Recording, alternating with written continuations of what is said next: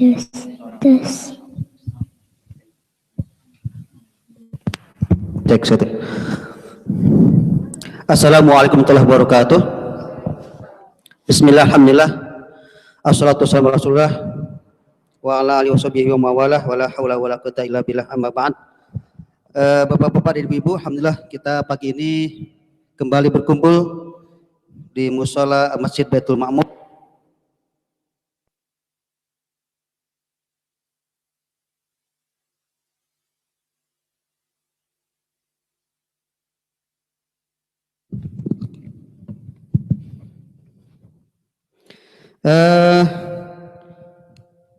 Hari ini insyaallah today is a special session, I think, because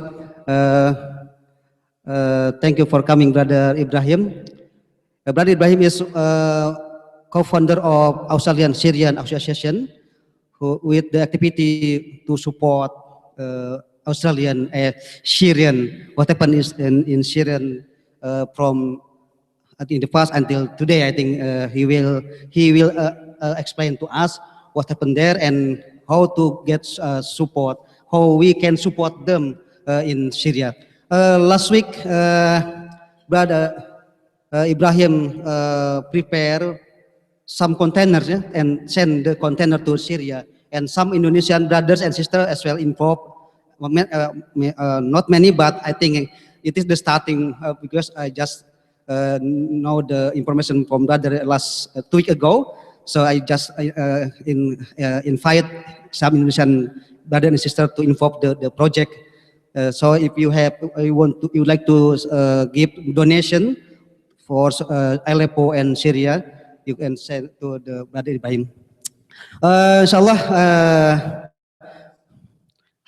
hari ini saya akan dengarkan bagaimana update tentang Syria, insyaallah, dari Brother Ibrahim, karena beliau tahu betul apa yang terjadi di sana, sehingga kita tidak, dan menurut beliau Indonesia dan Malaysia itu ada misunderstanding, ya, ada misinformation terkait dengan informasi Syria dan tentang Syria, karena itu memang peran media, sehingga kita sering nggak jelas apa yang sebenarnya di sana. Nanti insya Allah beliau akan menjelaskan dari background secara historicalnya gimana gitu sampai hari ini, insya Allah. Jadi kita akan tahu sehingga apa yang terjadi di sana, dan kita memang layak untuk membantu saudara kita muslim di sana, insya Allah. Baik, sebelum barangkali mulai, kita dengarkan dulu tilawah yang akan disampaikan oleh Mas Idra. Mas Idra, silakan.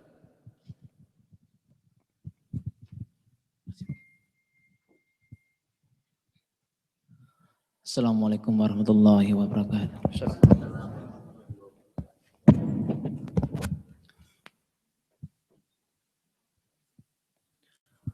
أعوذ بالله من الشيطان الرجيم بسم الله الرحمن الرحيم ولن ترضى عنك اليهود ولا النصارى حتى تتبع ملتهم قل إن هدى الله هو الهدى ولئن اتبعت أهواءهم بعد الذي جاءك من العلم ما لك من الله من ولي ولا نصير الذين آتيناهم الكتاب يتلونه حتى تلاوته أولئك يؤمنون به ومن يكفر به فأولئك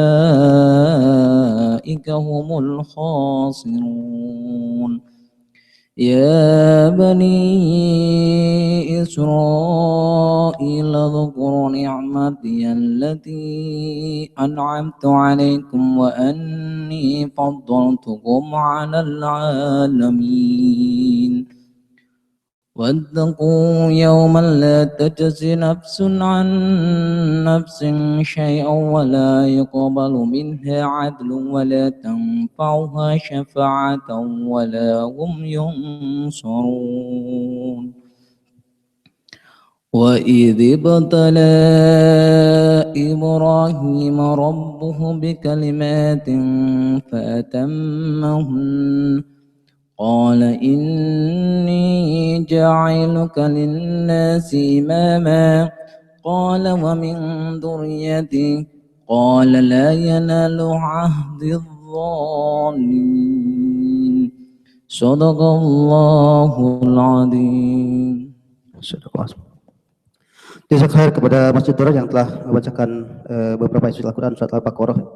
Mudah-mudahan kita yang membaca dan kita yang akan mendapatkan amal insyaallah. Insyaallah kita sebentar lagi akan mendengarkan paparan dari Brother Ibrahim. And once again, thank you for coming, Brother Ibrahim. This is another our Indonesian Center for Islamic Activities. This we call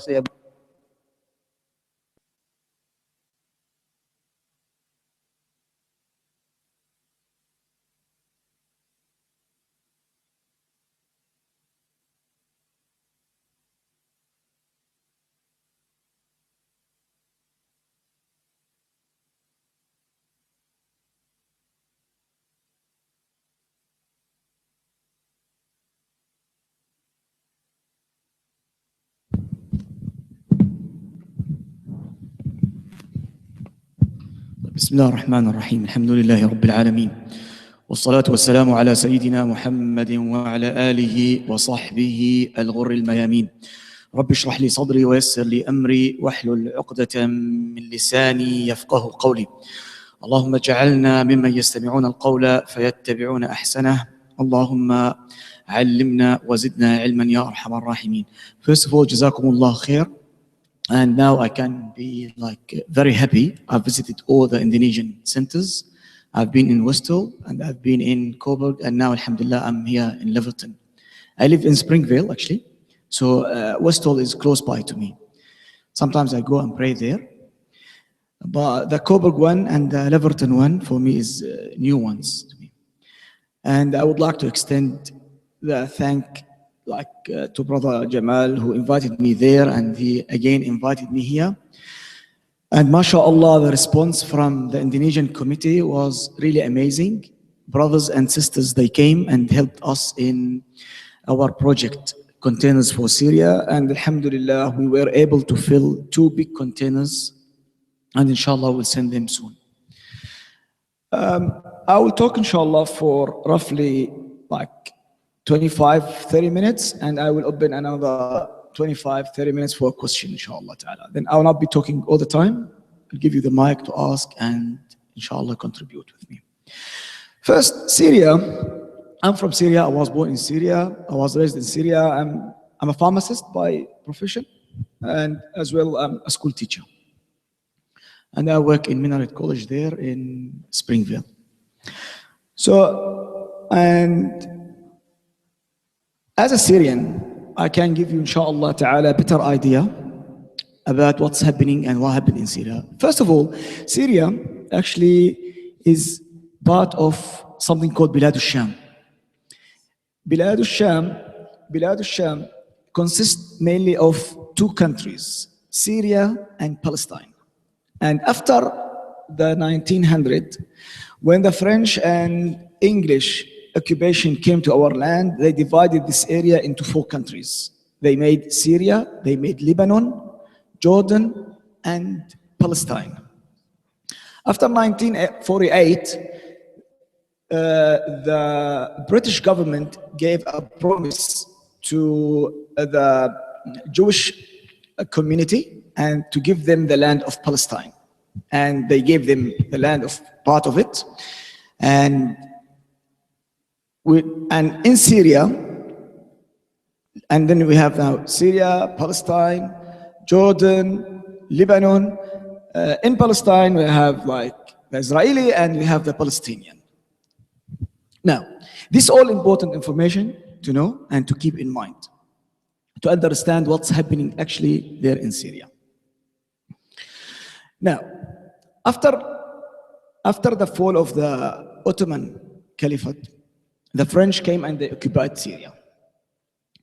And they stayed there from 1920 to 1947. And when they left, they didn't leave. They leave physically, but they left some generals in the army and some officials in the government so they can support their agendas. Now, From 1947 till 1963, there was a real democratic life in Syria. There was parliament and people, they can go and vote for their own people and they can elect them. Jazakallah khair. After 1963, there was a party came to power. It's called Al-Ba'ath Party in Syria. One man was behind this, and at that time his name was Hafiz al-Assad. Hafiz al-Assad is the father of the current president, Bashar al-Assad. He wasn't a good leader to Syria at all, with all means. He highly depended on his tribe, and they are minority in Syria, and they call them Alawi in Syria, or the official name of them is actually Nusayri. But the problem with him wasn't because that he was from different tribe. The problem was because he was really corrupted. So in 1967, there was a war between the Arab League and against Israel. And the four countries, Syria, Palestine, Jordan, Egypt, they lost their battle with Israel, and Israel expanded and took more lands from the Arab lands. Now, what's important is to know about the Golan Heights in Syria.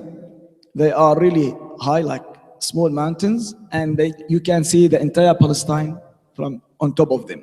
So Hafiz al-Assad, the father of the current president, when he was the minister of the defense in Syria, he had verbal treaty with America and Israel. He withdrew his army from Golan Heights, and then Israel took the Golan Heights with no fights. And the people actually in Syria, they become very angry about this. How come you withdraw the army from there and you give land you don't own to someone, they don't own the land? So there was like kind of revolution in Syria in 1970, but Hafiz al-Assad cruelly, and he killed the people and he imprisoned them. And then there was again an uprising in Syria in 1982. In 1975, lasted until 1982, when Hafiz al-Assad, the president at that time, he surrounded a whole city of Hama, if you've heard of it, and he killed, if you go to Wikipedia, they say he killed over 2 weeks, 24,000 innocent people. However, the actual number exceed 50,000 people. He killed women, children. He surrounded the entire city, and he bombarded the city with cannons, tanks, and airplanes. In 1990, there was another uprising in Syria, and again they jailed the youth and they put them in jail and they killed people there.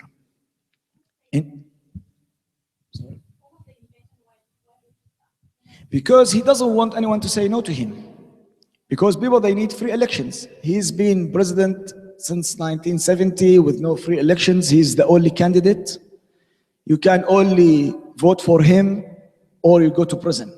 And it's always the results comes 99.99% for the president.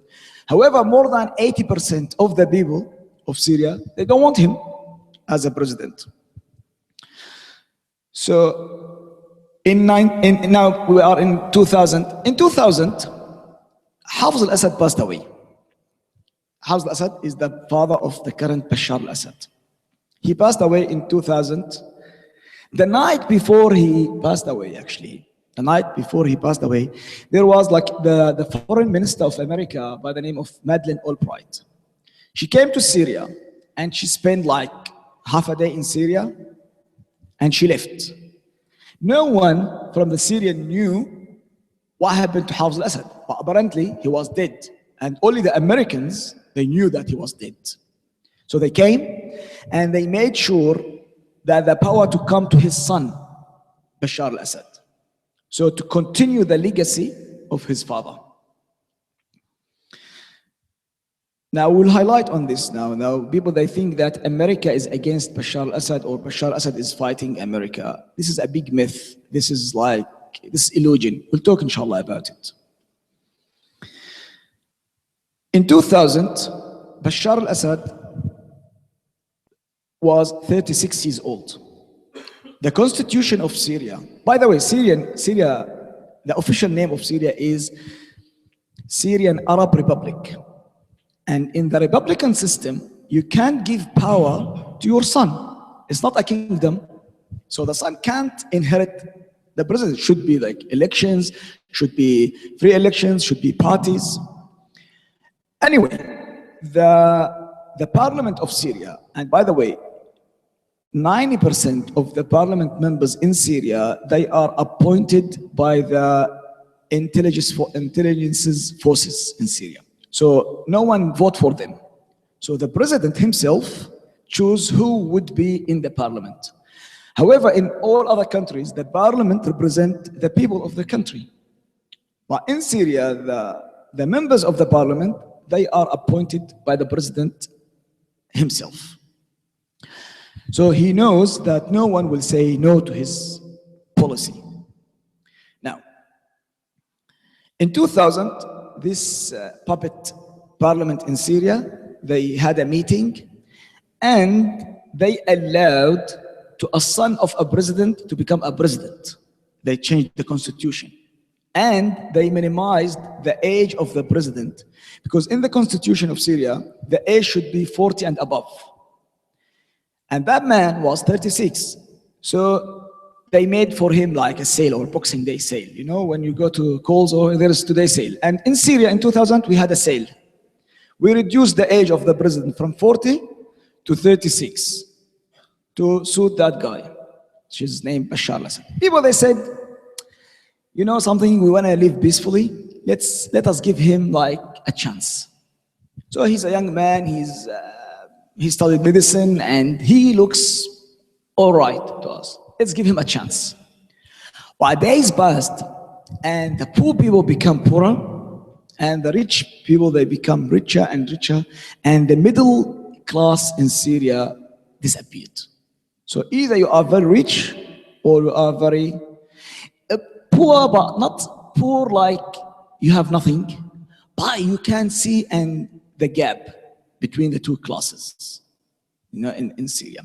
And the thing is as well, you can't say no. If you say no, you go beyond the sun, they say. They take you away and you can't say anything. And you can't express your faith freely. You have to express your faith according to the need of the regime. Okay. If you go and pray Fajr in the masjid, you are a terrorist. You go and you are jailed or you put in a jail. You can't open your mouth in Syria except in two cases: when you eat and when you are in the dentist. So this is the only time you can open your mouth. Otherwise, you can't say anything. You can't object the government. And there is another thing. After Jum'ahs,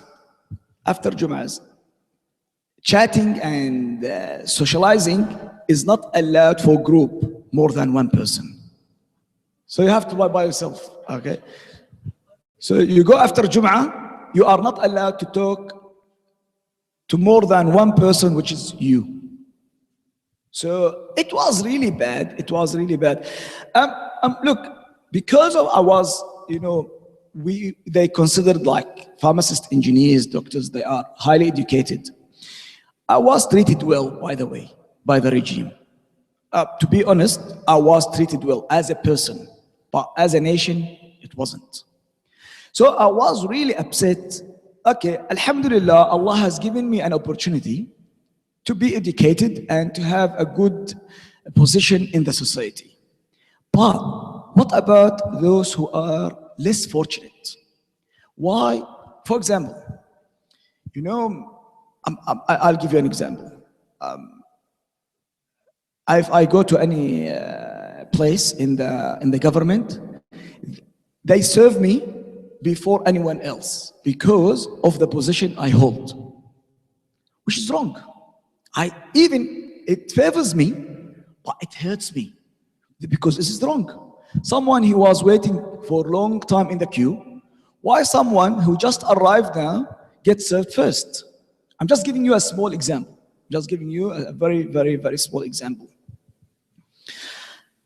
So in 2009, I said, look, this situation is really hard in Syria. I can't stay like this. Even it didn't affect me personally, directly, but I can see the suffer of the people there.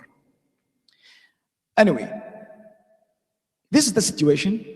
This is the situation. And he started giving like opportunities to his family, friends. And so if, for example, like Brother Jamal, what's your profession, Akhi? You are a student. Yes. Let's say Brother Jamal, he would like to open like a real estate agency. He said, I like selling and buying houses.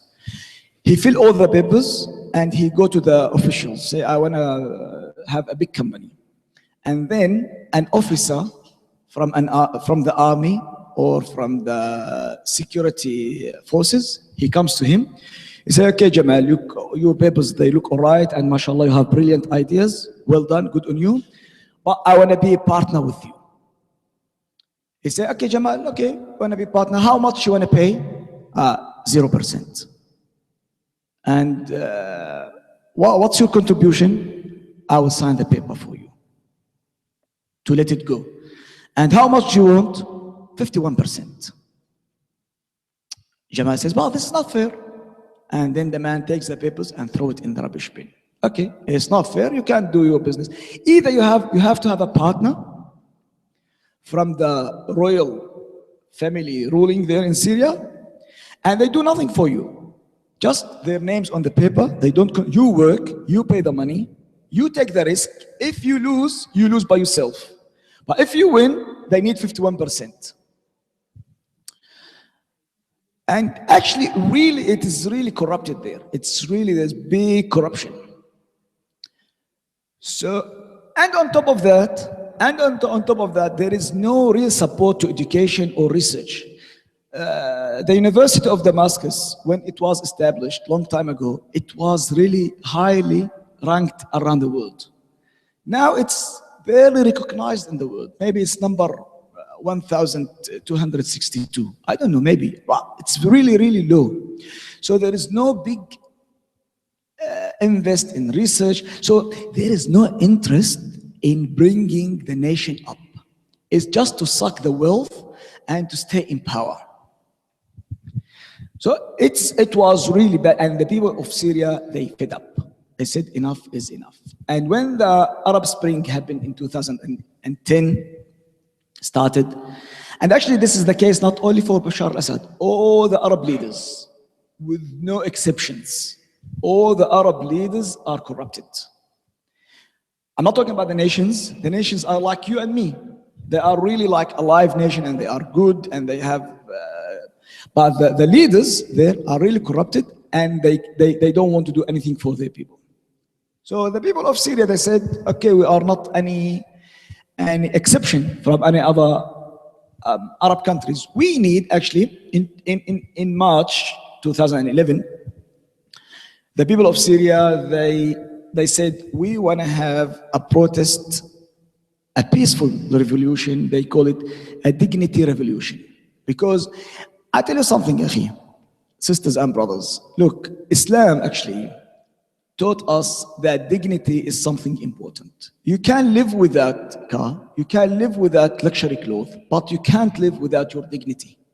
If the dignity is taken from you, your honor is taken from you, there is no meaning for life.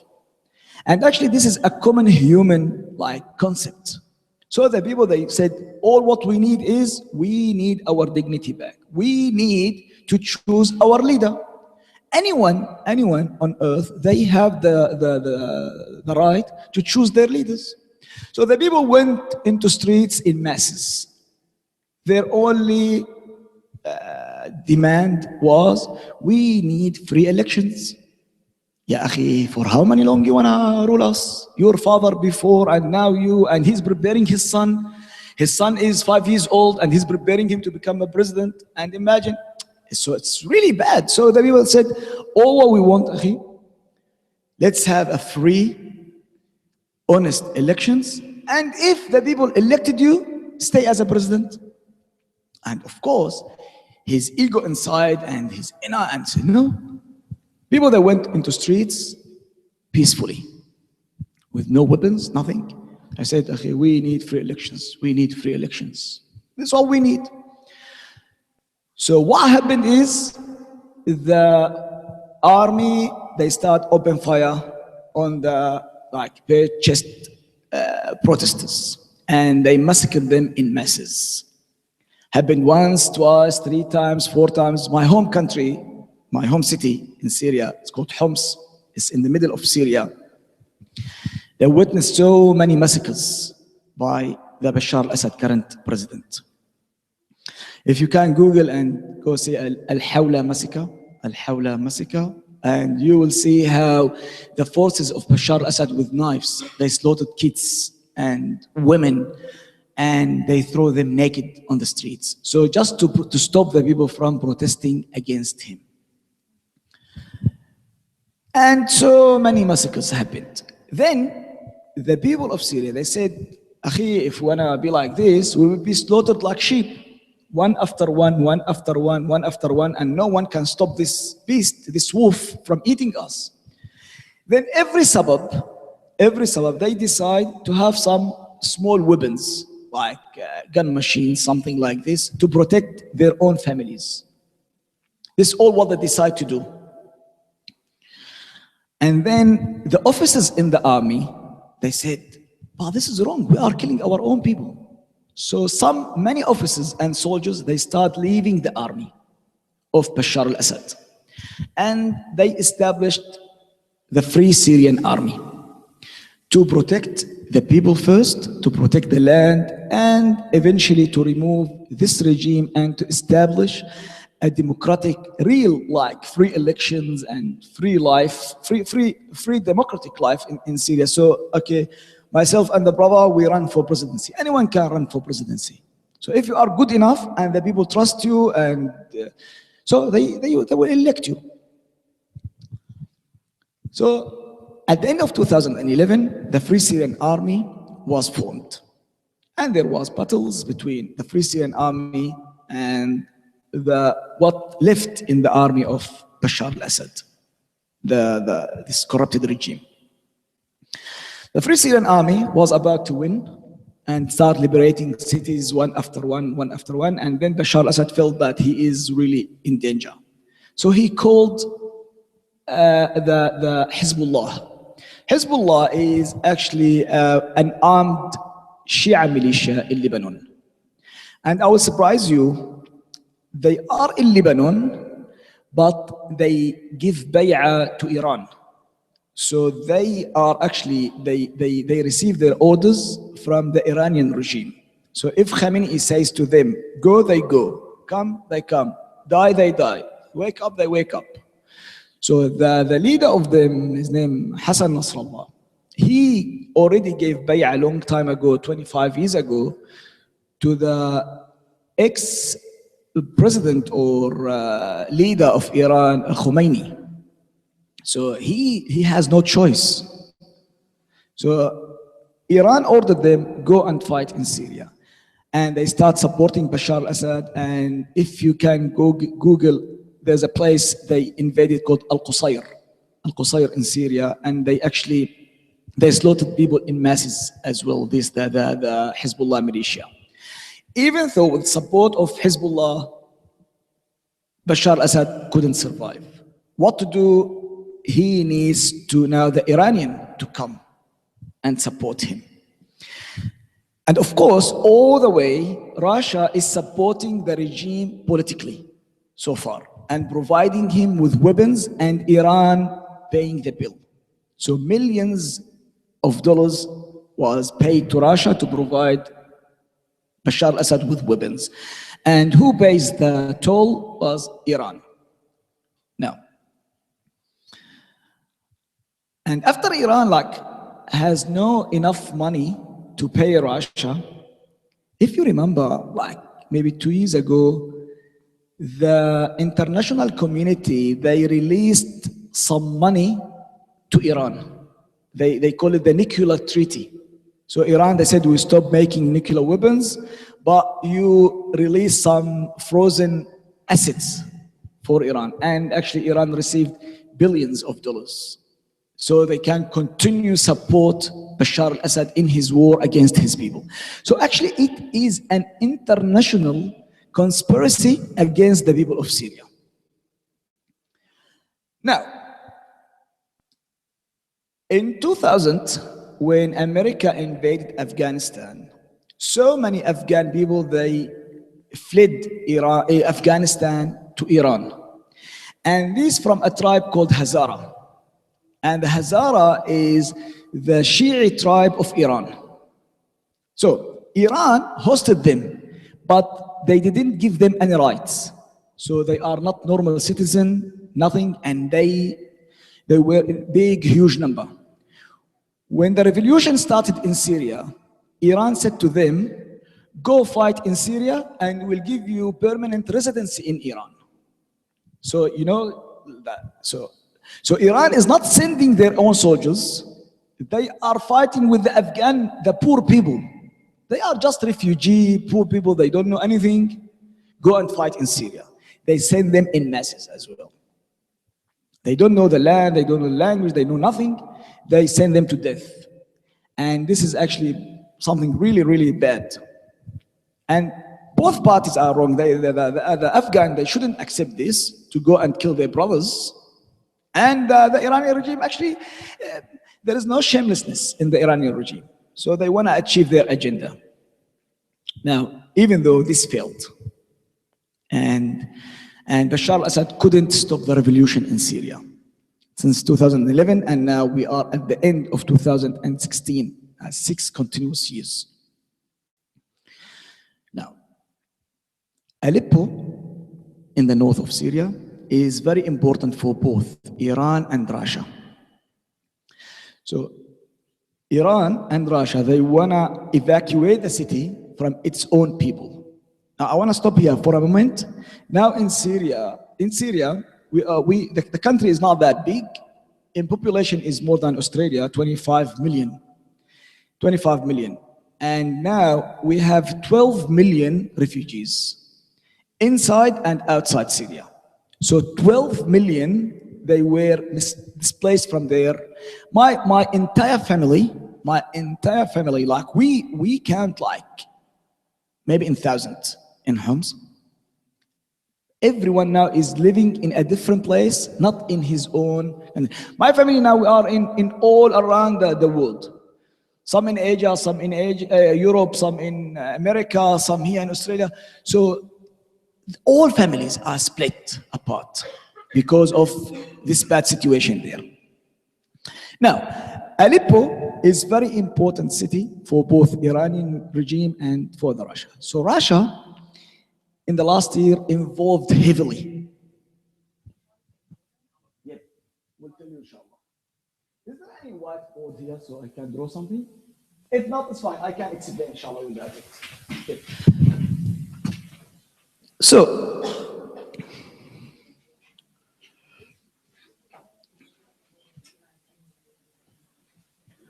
Russia heavily involved now. Russia was from the beginning supporting Bashar al-Assad politically. And they used the veto, you know the veto, yeah? In the UN, the United Nations.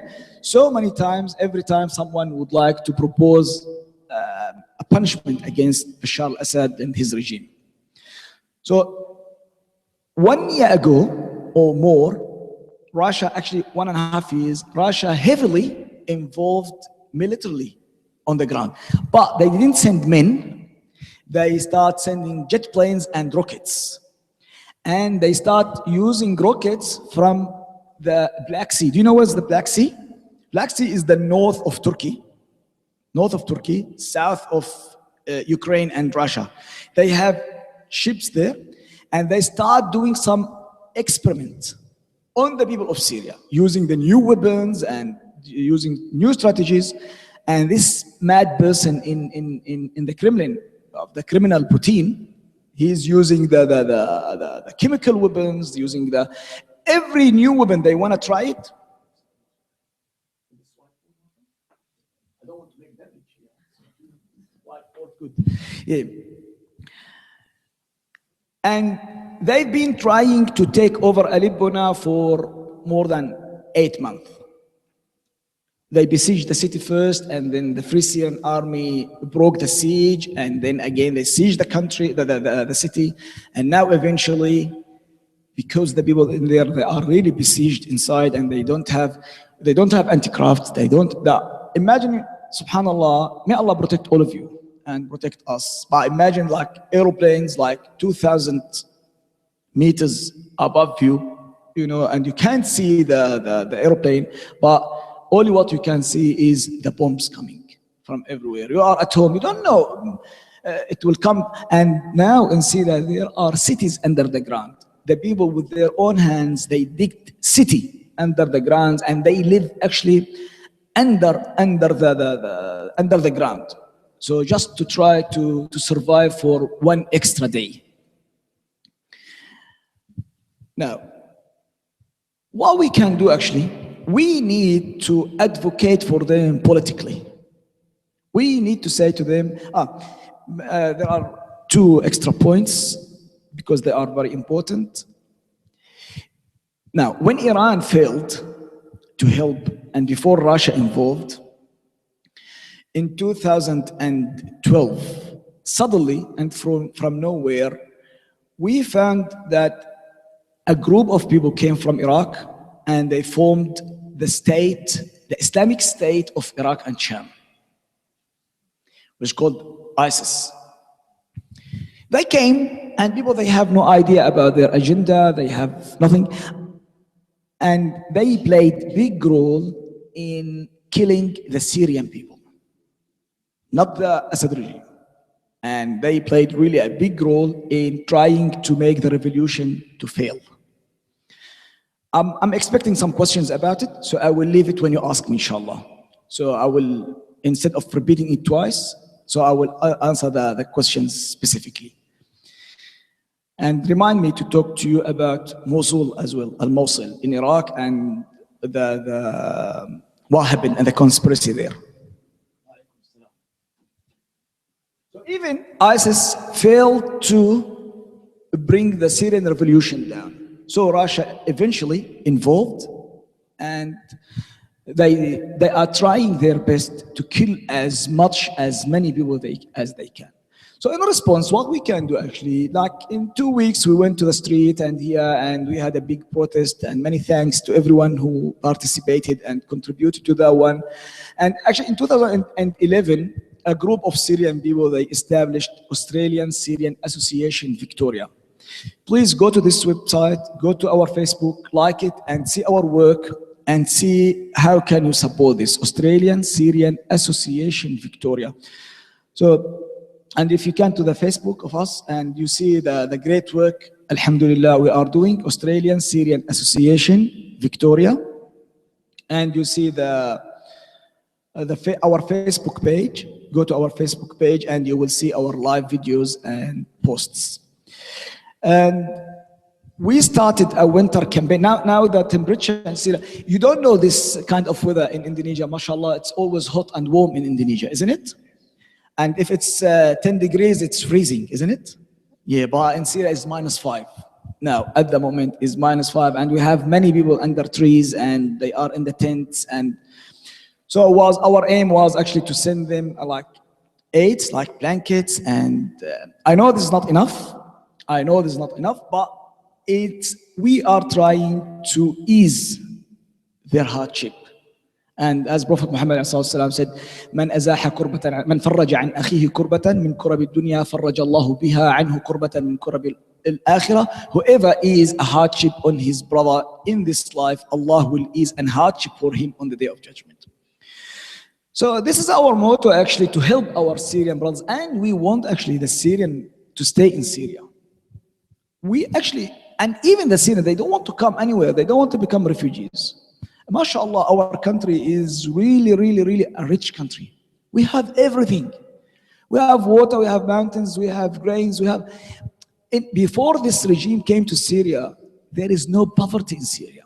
There is no poverty. In my country, in my home city, it's called Homs, you don't see a single man or woman begging in the street.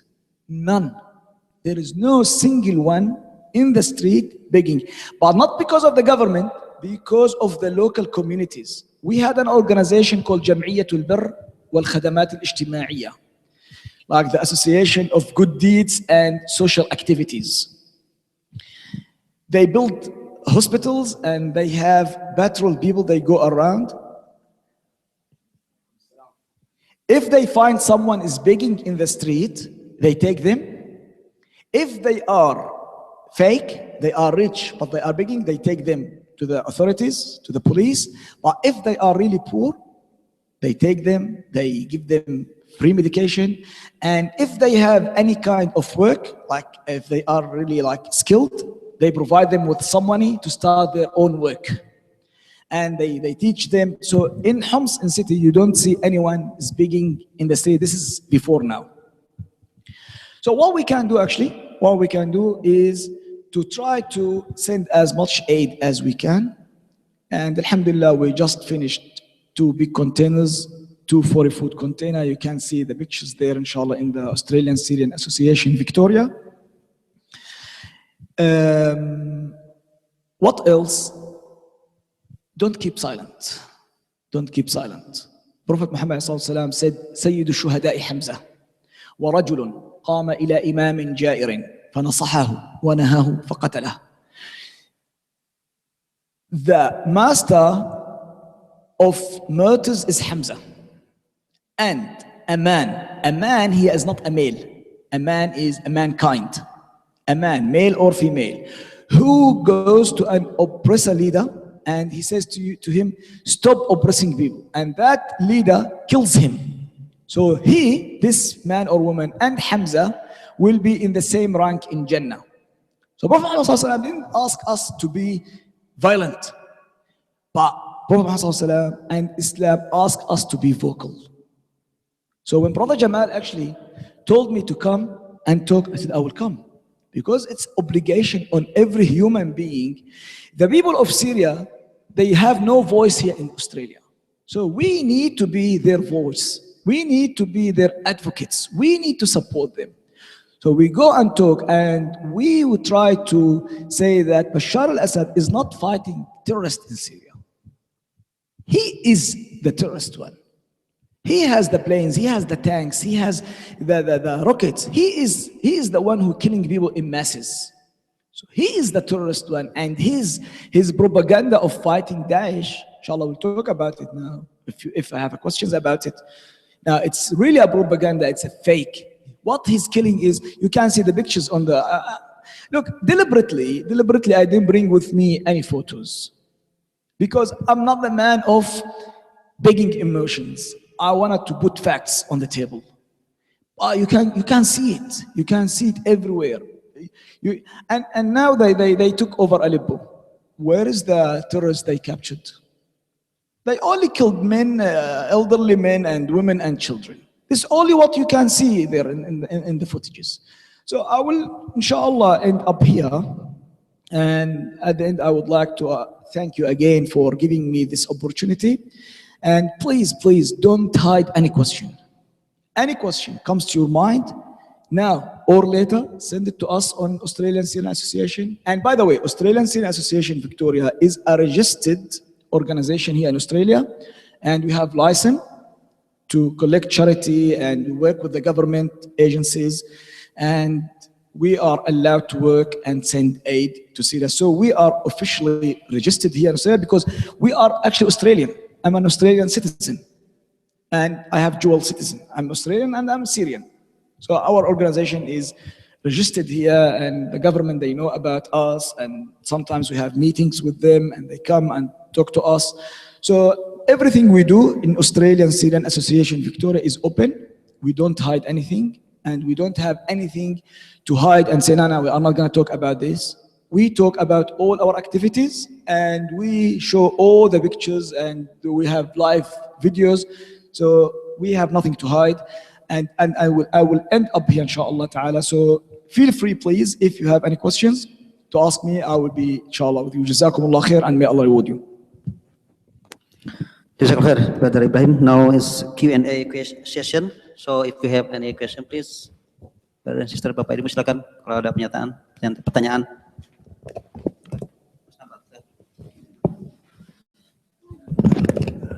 Assalamualaikum, Brother Ibrahim. So I have a small question regarding about Syria's land. What's Syria's commodity? Because as we can see that Russians won't really invade Syria if Bashar al-Assad can't really pay Russia. So basically, what is the commodity, the materials, the resource on Syria that actually make me work for everyone? Thank you. A good question here. I will use now the whiteboard. Can you see the whiteboard? Yes. Yeah, I'll bring it here. That's fine. That's fine. Yeah. Now,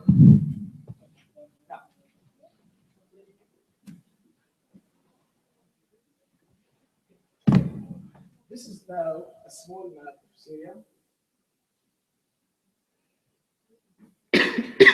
I'll make it big so I can show you all the countries around Syria. Here in the north, there is Turkey. To the east, we have Iraq. To the east of Iraq, here is Iran.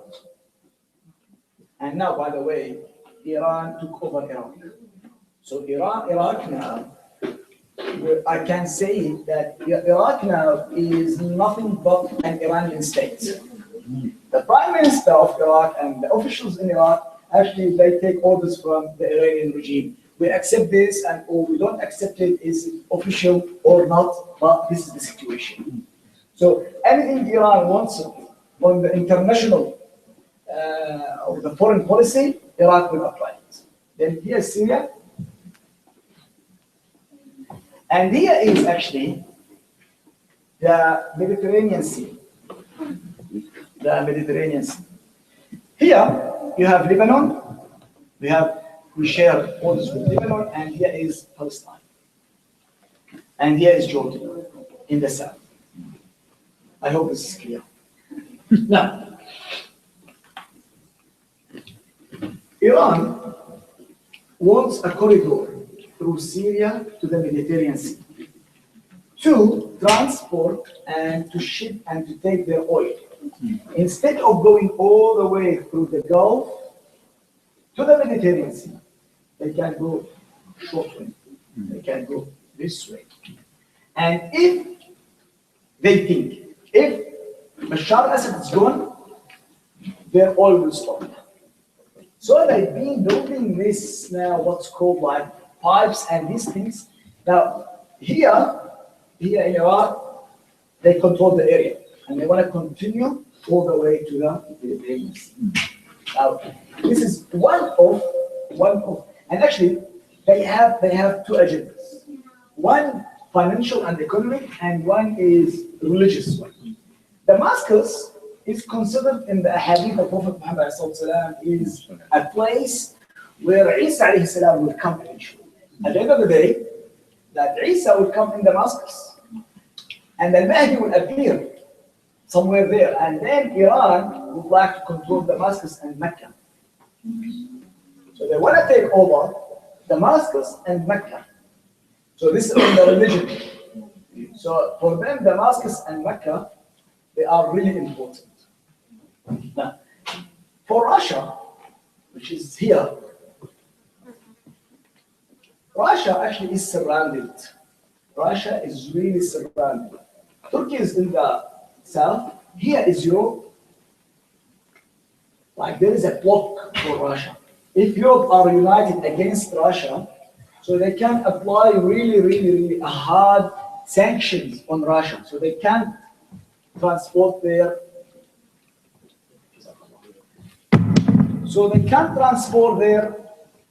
goods or gas. And Russia highly dependent on gas, natural gas to sell it. Now, in 2007, Bashar al-Assad visited, in 2005, Bashar al-Assad visited Russia. And he had with them a treaty. We as Syrians, we don't know it. But now we know it. He gave them, like it's called like a right to build on the Mediterranean Sea a shipyard. So a big shipyard for the Russian ships and actually warship to use it for the war. So of course Russia will support Bashar al-Assad to the end, because if Bashar al-Assad is gone, he is the one who gave them this piece of land. And for Russia, this is really important. This is the shipyard in a place called Tartus, port in Syria. It's really, really important and vital. Don't forget that China is coming up. And when China is coming up, we'll take over Russia. Now maybe they look like friends, but in the long run, they will not. They will not. There will be clashes between them. So now if Russia is now blocked by China and Europe, and here is the Black Sea, then Russia is dead. So instead of they can play it smartly. They can be friendly with the Syrian people, and they can stay alive without killing people. So now they are killing the people here, so to take over the Tartus here yardship and and they said they found big oil wells in Syria. So they want it. They want it. So I don't want to go more. Maybe there are other questions. Have I answered your question? Yeah. Is it clear in your mind? Like my sister. Just a couple of questions. We mentioned about ISIS. Yep. A lot of people who don't understand where they came from and what is the purpose. And what we're doing here, especially with the recent, raids and so forth, so that, like at work, many people are aware that at work, and then they're asking, in terms of, just questions relating to work, which I said that, that in Islam is a peaceful religion, that, that got their own agendas and so forth.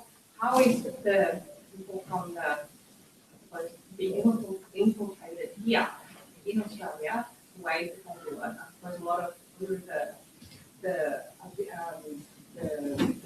YouTubes and things like that, how we show our children, to steer away from, from being, I suppose, influenced from those. That's a question that is done in terms of, and I don't know whether we've got tips from, from federal police in regards to, working together with them in that way. Inshallah. And the second question, I suppose, more recently, now I think with the expansion of the Iranian expansion in the Middle East, of that power, that and I think they reached the region as well. Yeah, they have big now influence. So especially now that they've gone through like in Yemen as well. So I think now there's coalition with Saudi and a lot of the Muslim countries trying to attack that. Would you see that could be potentially a breakout war? I suppose. I mean, it isn't at war at the moment, but could be an escalation because technically Saudi and coalitions, which is I think with Turkey and some of the Bahrain, all the Arab Emirates, really with fighting now with Iran and the Soviet. I don't know where America sort of sits, but at the end of the day, it doesn't matter. Do you see that as a potential conflict of World War III? Okay, inshallah. But first look, the future is in the hands of Allah. And as long as these dictators ruling the world, we always need to expect the worst. Because they don't fear Allah, and they only think of their own benefits and interests. So, is there a possibility to have for escalation? It is highly likely to get escalated. Now, back to the ISIS Daesh.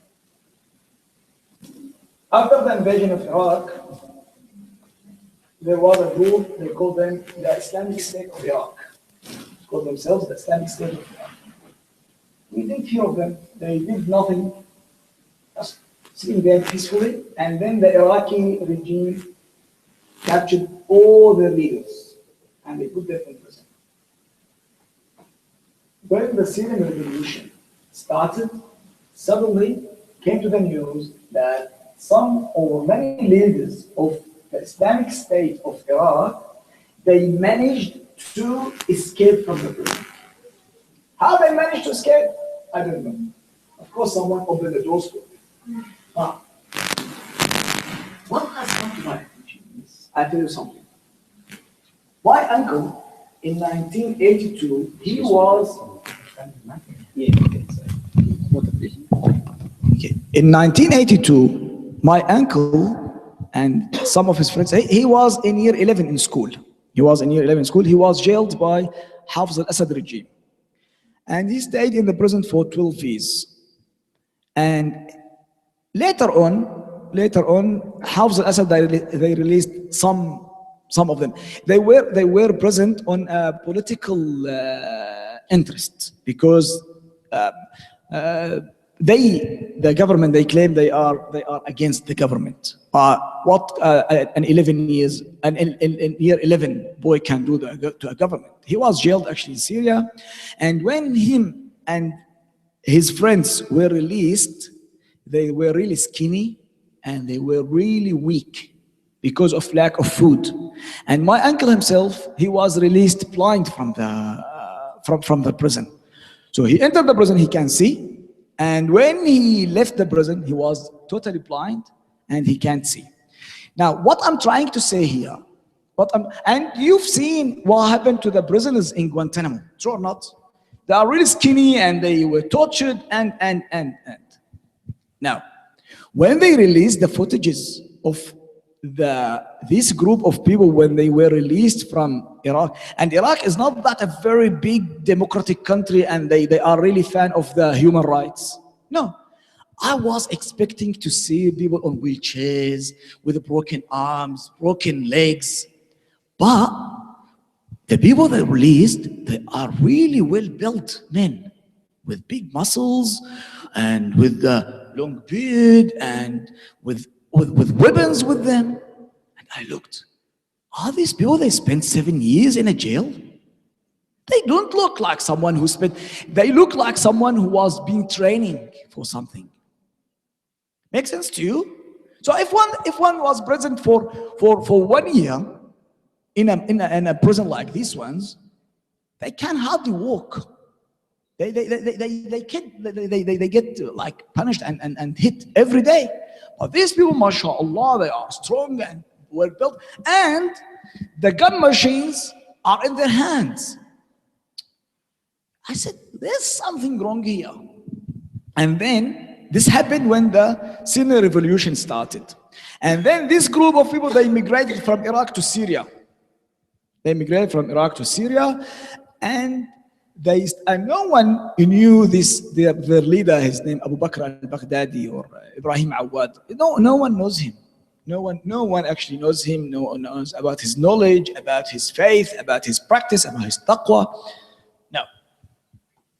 They came to Syria, and here in Syria, there is a town city called Raqqa. And I believe that you've heard of Raqqa.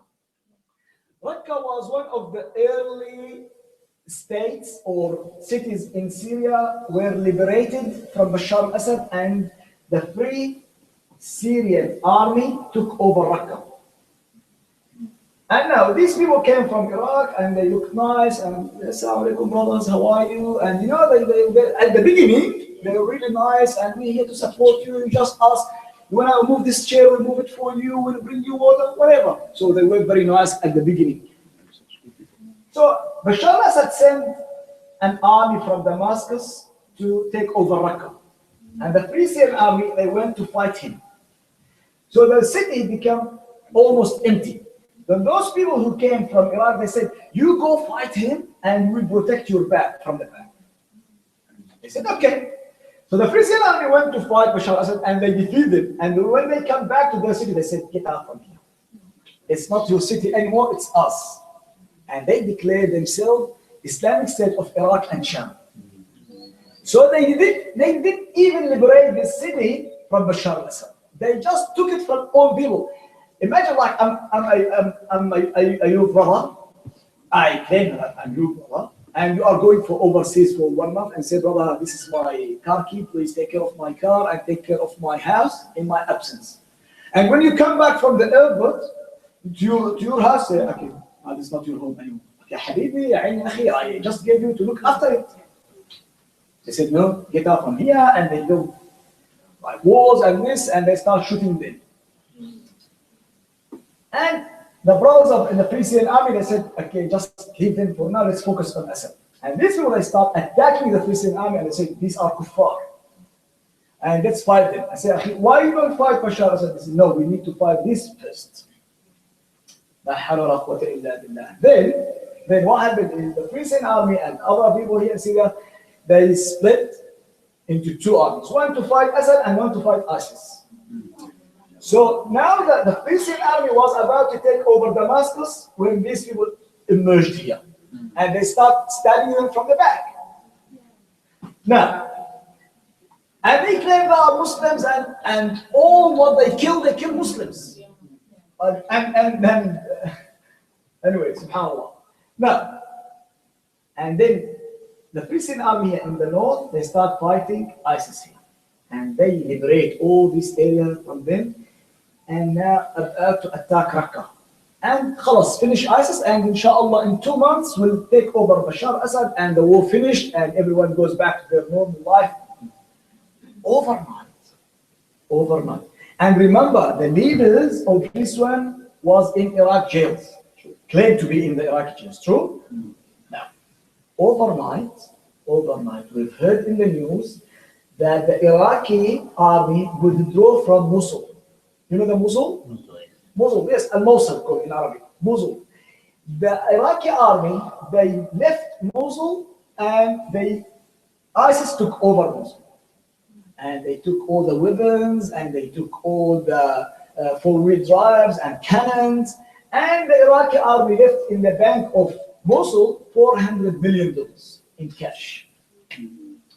And then these people, they become stronger and stronger, and they start brainwashing the people in the West. So the youth, they said, if they weren't really legitimate and they weren't authentic, how come they will take over Mosul? That means they are true mujahideen. So they brainwashed, the youth here in the West. And unfortunately, the people here in the West are very naive. They're very naive. They see someone with a beard, with like a jalabiya, thawb. Oh, he's my brother, I know follow him. Allahu Akbar. Hold on, ask the people there. No. Because there is so much energy in the youth, and they wanna, and the media plays big role. They see their brothers and sisters in Syria getting killed every day. They want to do something.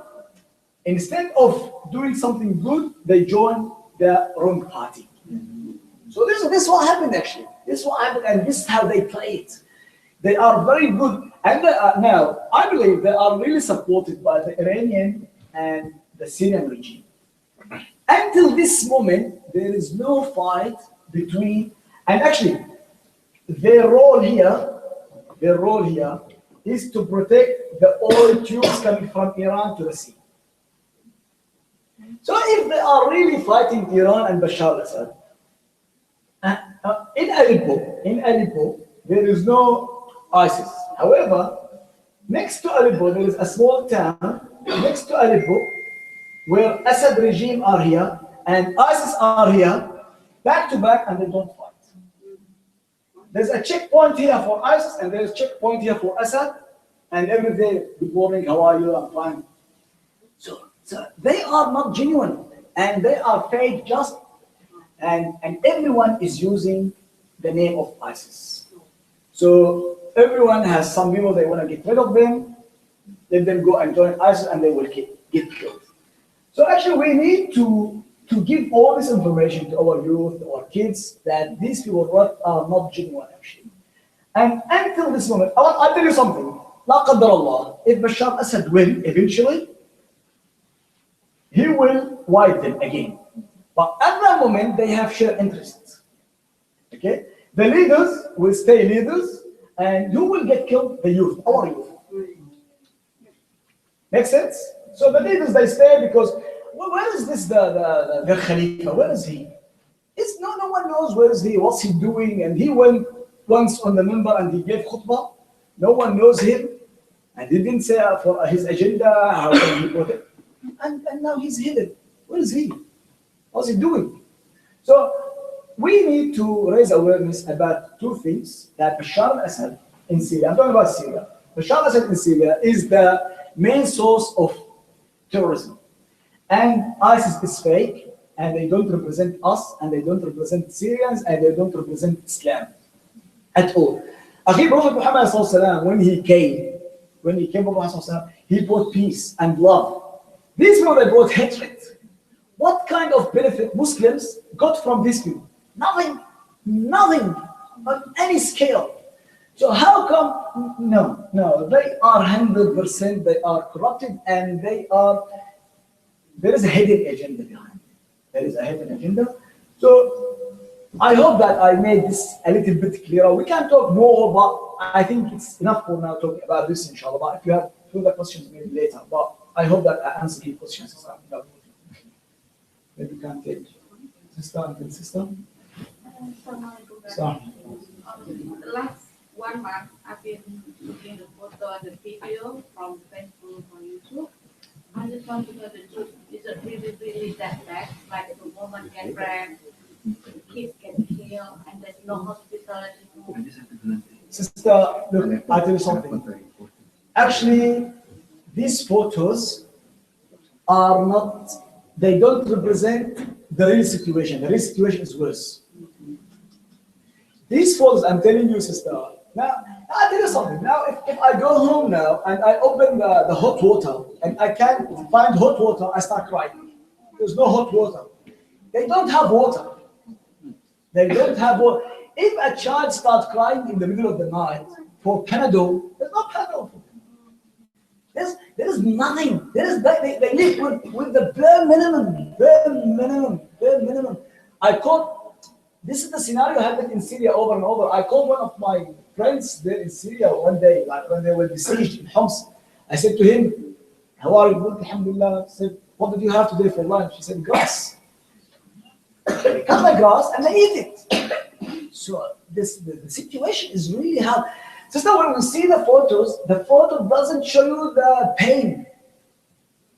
The photo is just like emotion display. But the pain inside and the fear and the scaredness in the eyes of the kids, and imagine you are a mom and you are holding your child and running everywhere, and the airplanes are over you and bombarding you everywhere. What kind of, no, the photos are actually, they don't represent the exact suffering there. The suffer, and actually we are all responsible. We are all responsible. We have to do something. We need to stop this. We can't live like peacefully with our kids and some other kids are getting bombarded or killed. We need actually to be vocal and we say enough is enough. We need to stop this. So yeah, this is actually the photos. They don't represent 100% of the summer. Yeah, you can have an idea, but not more than this. So. I have a question on what other countries are doing for the situation right now. Like, are they just being, for example, as America or Australia, being neutral, or are they supporting Syria?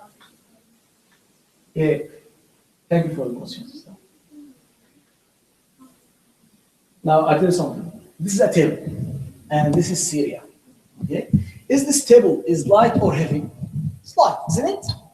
If now we said we need to move this table from here, Yalla, let's gather all of us, and everyone is holding the table and trying to move it, and the table doesn't move. Does that mean we really want to move the table? No. Because if you want to move the table, we can move it. But there is no actually a sincere intention in the countries around the world to solve the problem in Syria. Because it's very light, easy. But they don't want to. Everyone, they have their own interest for keeping this place burning and burning and burning and burning. The Arab League, they don't want the revolution to come to them. If the revolution is happening successful in Syria, then they will be next. So they are trying to keep here burning. I said, every now and then around the world, wherever you go, you say, Alhamdulillah, we are not Syria. Alhamdulillah, no, we don't want to happen to our country what's happening in Syria. They made as a bad example of those who are asking for freedom. If you go down the streets in Jakarta and say, okay, we need freedom. Oh, you want to be like Syria? This is the first thing they say to you. So there is, sister, may Allah reward you, there is no sincere intention and in the countries around the world to solve this problem. They want to keep burning, actually. But look, we don't rely on countries. We want to rely on we as a human, as people, to put pressure on countries to do something. But if we leave them alone by themselves, they will do nothing. They will do nothing. Jazakumullah khair. And maybe the last question before we, yes, Well, you mentioned, first of all, Jazakallah khair, brother. It gave a very clear picture now of the whole city, because before this, I don't know, but I'm confused. Got so many informations that says that, you know, some source says that basically the people basically supporting Assad. So if you send the all these aids, it's not going to be there basically. So we've got a lot of confusion, and this is one of maybe after this we're gonna digest this and give some explanations to all our friends who doesn't know the situations better. So this is helping us basically to get that. But just want to touch on when you mentioned why Aleppo is important. Yeah. I don't think you come to that before. For Aleppo. Yeah. And one more thing, how about the third positions? We've got a lot of hype about Turkey wants to help and stuff like that. But are they actually helping or? Look, I'll tell you something. I will mention Aleppo again. Here, Aleppo's position, and historical place plays big role for Russia, Turkey, and Iran. So, in the Middle Ages, when the Crusaders happened in Syria, in the Bilad Sham, when Halab, Aleppo, and Mosul become one, the map changed. So if you control Aleppo and Mosul, and this is what happened now, they led ISIS to go to Mosul so they can't take over it. And now they took over Mosul, Iran. Yeah. They took over Mosul and they want to take over Aleppo. So in this now you have here Damascus, and you have here and Baghdad, Mosul and Aleppo. You control the region. You control the region. Every building, they have 4 corners. So, and the major corners here, you have Damascus, Aleppo, Mosul, and Baghdad. So it is really important, and the geopolitical place that Aleppo plays, and it's and I believe that it will the oil will come close by Aleppo this way. And Aleppo actually, and like in history, I tell you something. In history, always Turkey and Iran are not friends. Always, always, always. In Iran, there was called Shah, and he follows the Shi'i sect of Islam, it's called Safawi. And Turkey, they follow the Sunni one, the Madhab al-Hanafi one. And there was always fight between the Ottoman Empire and the Shah, the king of Iran. So there is always fight about this region. And now the people of Syria are paying the toll of this. So now what's the role of Turkey? We've heard so many things about, look, at the end of the day, they are our brothers. And actually without Turkey, we can't send the support to Syria. No. Without them, we can't. Because there is no other place for us to come through to Syria except through Turkey. So from this side, they are playing a major and huge and big role for us. So many thanks to them for that. On the military, I'm not quite sure I think Turkey by itself, they can't stand against Russia. Russia is way bigger and stronger than Turkey. So if there is no really good support from example, NATO or America or some Arab League to Turkey, it's hard to do anything on the ground. So, and everyone is like, doesn't want to involve, but they want to involve. So this is the situation. Jazakumullah khair. I hope that inshallah ta'ala in this hour or so with you, I was able to make a clear picture in your minds. Jazakumullah khair. And may Allah reward you. Subhanakallah wa bihamdik. Inshallah la ilaha illa anta astaghfiruka wa atubu ilayk. Barakallahu fikum. I think it's enough for today. If you would like to maybe his number. Yeah, but go please, if you can ask to go to Australian Association and like our page, follow us, and if you have any questions, just send us, inbox us. Myself or other colleagues, inshallah, will reply to you. But please go and like the page and share the good, inshallah. Insyaallah setelah ini kita akan Brother Ibrahim, we have another session breakfast, but not only breakfast. It's brunch. But before breakfast, I think it's better to finish our session with dua for especially for our brothers and sisters in Syria. First, maybe Brother Siono to lead the dua, please.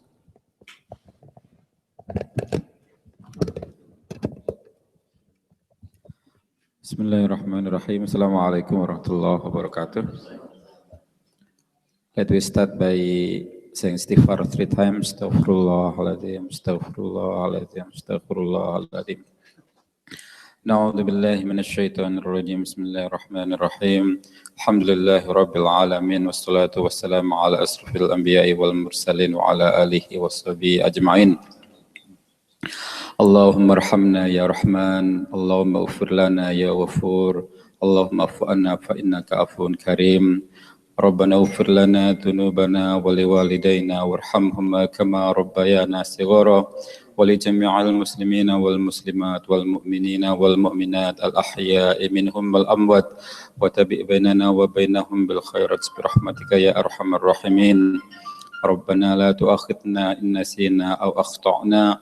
ربنا ولا تحمل علينا إصرا كما حملته على الذين من قبلنا ربنا ولا تحملنا ما لا طاقة لنا به واعف عنا واغفر لنا وارحمنا أنت مولانا فانصرنا على القوم الكافرين اللهم أعز الإسلام والمسلمين اللهم أعز الإسلام والمسلمين اللهم أعز الإسلام والمسلمين اللهم انصرنا إخواننا مجاهدين في كل مكان وكل زمان اللهم انصر إخواننا مجاهدين في سوريا اللهم انصر إخواننا مجاهدين في حلب اللهم قوي إيمانهم اللهم ثبت أقدامهم اللهم أخذ عليهم صبرا برحمتك يا أرحم الراحمين ربنا آتنا في الدنيا حسنة وفي الآخرة حسنة وقنا عذاب النار وصلى الله على محمد وعلى آله وصحبه وسلم والحمد لله رب العالمين.